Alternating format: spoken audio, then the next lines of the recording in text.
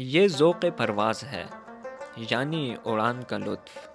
Doctor فصیح الدین اشرف کے بین الاقوامی اسفار کا احوال۔ صاحبو، سفر وسیلہ ظفر ہے، جس نے جانا وہ سرخرو ہوا۔ مجھے تو لگتا ہے اسکندر سے دارا تک کسی کو بھی اصل شوق تسخیر عالم کا نہ تھا۔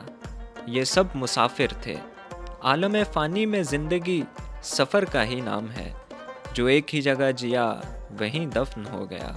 اس سے سوال ہوگا، یقیناً اس سے سوال ہوگا کہ دنیا اتنی مختصر تو نہ تھی، تم کیوں کنویں کے مینڈک بنے رہ گئے؟ قانون فطرت کچھ اور ہے، مگر ہیروں کو ہی سنگ تراش ہونا چاہیے، تاکہ ہیرے خود ہی فیصلہ کر لیں کہ کسے شہنشاہ فن کے سر کا تاج ہونا چاہیے۔ ذوق پرواز، یہ جو خیالات ہیں، تصورات ہیں، یہ جو اسفار ہیں، سوز ہے اور روانی ہے، وہ با کمال ہے۔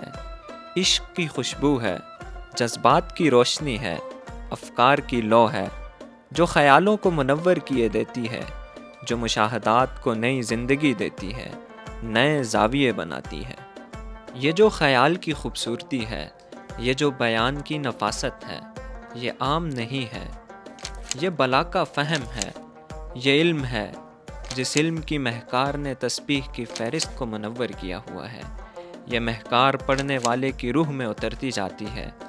یہ سوچ ذہن کو پاکیزگی دیتی ہے، ایک راستہ بناتی ہے اور زندگی کی الجھنوں کو سمجھنے میں مدد دیتی ہے۔